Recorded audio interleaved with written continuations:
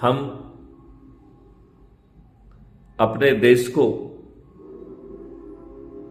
सही मायने में अपराध मुक्त कर सकते हैं, भ्रष्टाचार मुक्त कर सकते हैं। क्या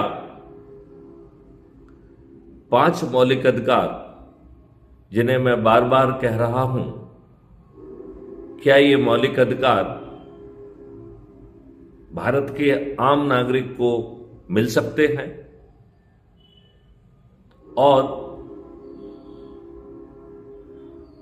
ये कैसे जमीन पर फलीभूत होंगे?